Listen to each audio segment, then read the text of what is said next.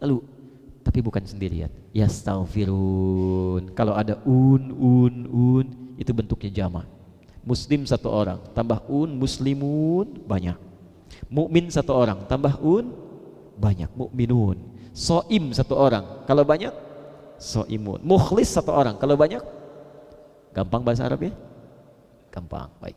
Perhatikan, yastaghfirun ada isyarat, jangan sendirian. Bangunkan istri Anda, bangunkan anak-anak. Setelah semuanya pada sholat, coba duduk bermuhasabah, mohon ampun kepada Allah. Yang paling indah kalau sama-sama dengan bermuhasabah.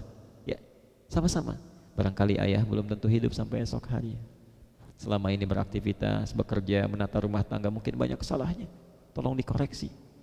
Mumpung kesempatan masih ada, ayah ingin bermohon supaya diampuni dosa-dosa ayah itu. Kalau dipanggil saat ini, tolong kalian jaga betul, jaga rumah tangga, jaga ibadah dan sebagainya. Masya Allah, gak ada yang paling indah. Mamahnya mulai merespon, mamah juga mohon maaf kalau selama ini belum bagus dalam membimbing rumah tangga, merawat, menjaga kehormatan rumah tangga, minta. Tidak ada yang lebih hebat ketika anak Anda yang bungsu mengatakan, ya Allah, mohon maafkan Anda yang belum bisa jadi anak yang saleh, membahagiakan kedua orang tua, ampuni dosa kami. Semuanya menangis lalu dalam tangisan, Masya Allah. Maka berlaku hadis qudsi yang tabaqah tingkat pertamanya, itu langsung diriwayatkan oleh 31 orang sahabat senior. Yanzilu Rabbuna tabaraka wa ta'ala fi thulutsail akhir minal lail. Maka Allah Subhanahu wa ta'ala akan menurunkan rahmatnya di sepertiga malam yang paling akhir, menawarkan 3 pilihan pada hambanya. Siapa yang meminta akan diberikan, yang bermohon dikabulkan. Tapi yang paling indah, siapa yang memohon ampunan, man istaghfara ghufira. Siapa yang meminta ampunan, maka dia akan diampuni seketika itu juga. Tidak ada yang paling indah kecuali saat sekeluarga besar diampuni dosanya oleh Allah Subhanahu wa ta'ala. Catat betul ini ya. Ampunan itu ternyata satu di antara tanda cinta Allah Subhanahu wa ta'ala. Jadi kalau Allah sudah cinta pada seorang hamba, yang pertama dilakukan bukan memberikan dunia, bukan memberikan dunia, tapi mengampuni dosanya. Yuhibbukumullah wa yaghfir lakum dzunubakum. Saat Allah mencintai kalian, akan diampuni semua dosa-dosa yang pernah melekat pada diri kalian. Coba bangun malam, lakukan itu, Anda akan rasakan perbedaannya sangat luar biasa. Silakan bedakan rasanya, rasakan bedanya, dan pasti akan terasa bedanya ya. Terakhir, saya berhenti sebentar. Manfaat istighfar bukan hanya bisa mengantarkan Anda ke taman surga, tapi perhatikan betul ini ya, ini yang paling luar biasa. Orang yang seringkali beristighfar, itu doa-doanya akan cepat dikabulkan oleh Allah Subhanahu wa ta'ala. Kata Ibnul Qayyim Al-Jauziyah, kalau Anda punya waktu yang sangat sempit tapi permohonannya sangat banyak, maka dahulukan istighfar. Karena ketika Anda beristighfar, cinta Allah datang. Kalau Allah sudah cinta, jangankan minta, sebelum minta sudah diberikan ya. Lihat, saya bacakan kisahnya. Satu kali Imam Ahmad bin Hanbal menempuh perjalanan ke Mesir. Sampai di Mesir, masuk ke satu masjid, kemudian tiduran di situ. Tiba-tiba diusir oleh marbot masjidnya. Ukhraj katanya, barra. Kata Imam Ahmad, karena beliau ahli fikih, ulama besar, saya cuma ingin istirahat. Kata orang ini, roh. Insyaallah. Perhatikan ya, ada ukhruj, ada barrah, ada roh, itu lain. Kalau ukhruj itu yang normatif standar, silahkan keluar.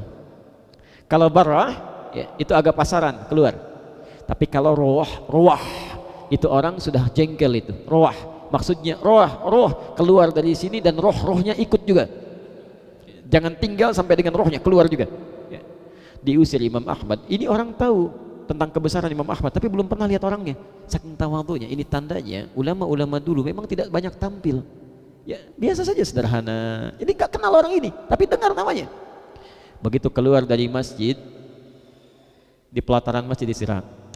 Kata orang ini, keluar, pergi, diusir. Keluar dari masjid, jalan Imam Ahmad dengan singkat. Tiba-tiba dilihat oleh seorang tukang roti, iba. Kata tukang roti ini, khabas, Syekh, tafadhal istarihuna, silahkan istirahat di sini.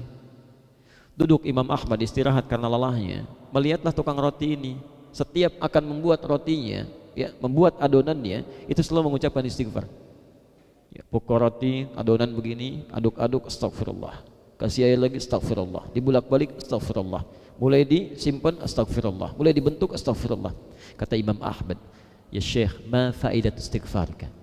Apa sih faidah istighfar Anda? Sedikit-sedikit istighfar, sedikit-sedikit istighfar. Imam Ahmad cuma menelisik saja.